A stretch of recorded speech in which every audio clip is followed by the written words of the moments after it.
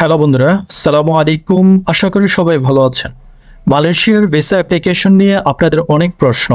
আজকের ভিডিওতে আমি সে সকল প্রশ্নের উত্তর দিব, সাথে মালয়েশিয়ার ভিসা অ্যাপ্লিকেশনের বেশ কিছু গাইডলাইন শেয়ার করব, যাতে করে আপনারা খুব সহজে মালয়েশিয়ার ট্যুরিস্ট ভিসা অ্যাপ্লাই করতে পারেন।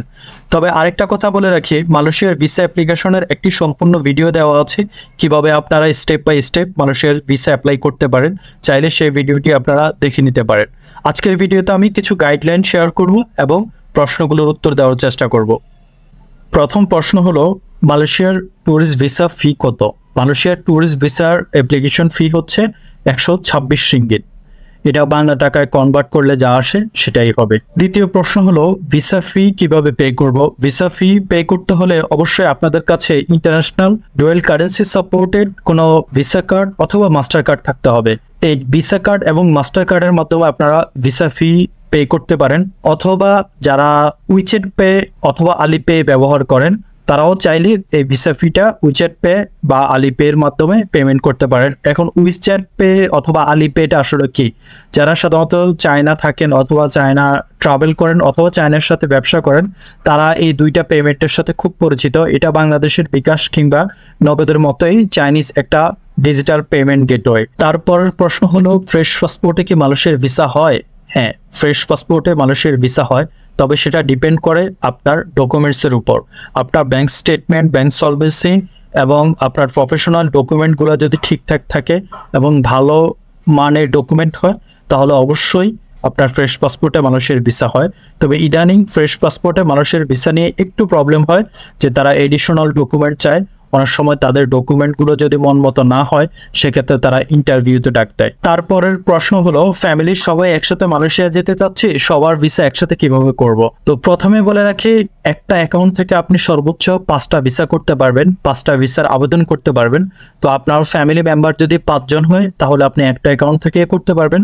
এর বেশি হলে সেক্ষেত্রে আপনাকে 2টা অ্যাকাউন্ট থেকে করতে হবে। তারপর যিনি মেইন অ্যাপ্লিকান্ট, উনি আগে ভিসা অ্যাপ্লাই করবেন। ওনার ভিসা অ্যাপ্লিকেশন কমপ্লিট হওয়ার পর বাকি ফ্যামিলির সদস্যদের এক এক করে ভিসা অ্যাপ্লাই করবেন। তারপর যিনি মেইন অ্যাপ্লিকান্ট, অর্থাৎ যিনি সকলের খরচ বহন করবেন, ওনার personal documents, professional documents, bank statement, bank solvency এসব লাগবে।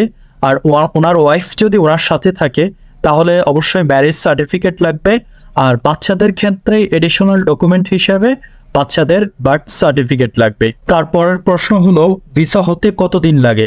সাধারণত বর্তমান সময়ে ভিসা হতে 2 থেকে 3 কর্মদিবস লাগে, আবার 24 ঘন্টার মধ্যেও ভিসা হয়ে যায়। কোনো স্টুডেন্ট যদি মালয়েশিয়ার ট্যুরিস্ট ভিসা অ্যাপ্লাই করতে যায়, তাহলে তার কি কি ডকুমেন্টসের প্রয়োজন? কোনো স্টুডেন্ট যদি মালয়েশিয়ার ট্যুরিস্ট ভিসা অ্যাপ্লাই করতে যায়, তাহলে তার অন্যদের মতো রেগুলার ডকুমেন্টটা লাগবে। তবে সেই স্টুডেন্ট হিসেবে তার প্রফেশনাল ডকুমেন্ট লাগবে, তার কলেজ অথবা ইউনিভার্সিটির আইডি কার্ড, কলেজ অথবা ইউনিভার্সিটি থেকে একটা এনওসি তথা অনাপত্তিপত্র লাগবে। আর তার বাবা অথবা মা যে তার এই খরচটা বহন করবে, তাদের প্রফেশনাল ডকুমেন্ট লাগবে। হতে পারে বিজনেস কার্ড, হতে পারে জব আইডি কার্ড, হতে পারে কোনো ট্রেড লাইসেন্স, এগুলো লাগবে। সাথে ওনাদের ব্যাংক স্টেটমেন্ট এবং ব্যাংক সলভেন্সি লাগবে। কোনো স্টুডেন্টের পার্সোনাল ব্যাংক স্টেটমেন্ট অ্যাকসেপ্টেবল না, তবে এটাকে আপনি সাপোর্টিভ ডকুমেন্ট হিসেবে দিতে পারেন, কিন্তু অ্যাকসেপ্টেবল হবে শুধুমাত্র আপনার প্যারেন্টসের পার্সোনাল ব্যাংক স্টেটমেন্ট সলভেন্সি অথবা ব্যবসায়িক ব্যাংক স্টেটমেন্ট সলভেন্সি দিলে। তারপর অনেকেই প্রশ্ন করছেন যে, ভাইয়া আপনার মাধ্যমে কি চাইলে ভিসা অ্যাপ্লাই করা যাবে? উত্তর হলো হ্যাঁ, আমার মাধ্যমে চাইলে ভিসা অ্যাপ্লাই করতে পারেন। সেক্ষেত্রে যেহেতু আমার কোনো অফিস নেই, আপনারা চাইলে অনলাইনের মাধ্যমে এই সার্ভিসটা নিতে পারেন। সেক্ষেত্রে কিছুটা সার্ভিস চার্জ দিতে হবে। আর ভিডিও ডেসক্রিপশন বক্সে আমার ফেসবুক লিঙ্ক দেওয়া থাকবে, আপনারা চাইলে সেখানে আমার সাথে যোগাযোগ করতে পারেন এবং আমি ফুল প্রসিডিউরটা আপনাকে জানিয়ে দিব। তারপর মালয়েশিয়া ভিসা অ্যাপ্লিকেশন নিয়ে আপনাদের বেশ কিছু সমস্যা এবং সেটার সমাধান। প্রথম সমস্যা হচ্ছে, আপনাদের ছবি নিতে চায় না। অর্থাৎ মালয়েশিয়া ভিসা অ্যাপ্লিকেশনের জন্য আপনারা যে ছবিটা দিচ্ছেন, সেই ছবিটা ভিসা পোর্টাল অ্যাকসেপ্ট করে না। এটার মূল কারণ হচ্ছে আপনাদের ছবির ব্যাকগ্রাউন্ডটা পুরোপুরি সাদা থাকে না, আরও বেশ কিছু সমস্যা থাকে।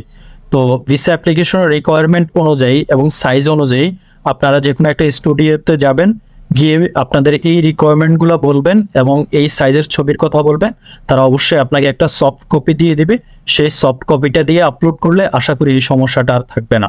মালয়েশিয়ার ভিসা অ্যাপ্লিকেশন নিয়ে নতুন করে কিছু সমস্যা, সেটি হচ্ছে যে বর্তমানে ভিসা অ্যাপ্লিকেশন করার একদিন অথবা 2 দিন পর ভিসা অফিসার আপনার কাছে বেশ কিছু এডিশনাল ডকুমেন্ট চায়। যেমন হচ্ছে আপনি যেখানে জব করেন সেখানকার কিছু পিকচার, আপনি যে কোম্পানিতে আছেন অথবা আপনি যেখানে ব্যবসা করেন সেই কোম্পানির সাইনবোর্ড, ছবি, সে কোম্পানিতে আপনি বসে আছেন যে প্রোডাক্ট নিয়ে কাজ করতেছেন এবং কাস্টমারের সাথে কথা বলতেছেন এমন কোনো পিকচার, তারপর হচ্ছে আপনার ফ্যামিলি পোর্ট্রেট অর্থাৎ আপনার ফ্যামিলির সাথে আপনার একটা ছবি, আপনার income tax certificate, TIN certificate, এইসব ডকুমেন্ট চেয়ে থাকে, অথবা বার্থ সার্টিফিকেট যেটাকে আমরা জন্ম নিবন্ধন সনদ বলে থাকি, এইসব ডকুমেন্ট চায়। তো এইসব ডকুমেন্ট যদি তারা এডিশনাল ডকুমেন্ট হিসেবে চায় সেক্ষেত্রে আপনারা অবশ্যই এইসব ডকুমেন্ট দিয়ে দিবেন। এখন অনেকে বলবেন যে আমার টিআইএন সার্টিফিকেট নাই, অথবা ইনকাম ট্যাক্স সার্টিফিকেট নাই, অথবা আমার ফ্যামিলি পোর্ট্রেট নাই। তাহলে এই ডকুমেন্টগুলো যদি আপনার কাছে না থাকে অথবা না অ্যারেঞ্জ করতে পারেন, অবশ্যই একটা কভার লেটার লিখে আপনার এইসব প্রবলেমটা তাদের কাছে এক্সপ্লেইন করবেন। তারা যদি এটাকে সঠিক এক্সপ্লেনেশন মনে করে তাহলে আপনাকে ভিসা দিয়ে দিবে, আর যদি মনে না করে হয়তো আপনাকে ইন্টারভিউতে কল করবে।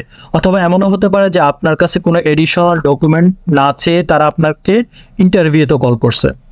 সাধারণত যারা ফ্রেশ পাসপোর্টে মালয়েশিয়ার ভিসা করতে চায় ইদানিং তারাই বেশি ইন্টারভিউ কল পায়।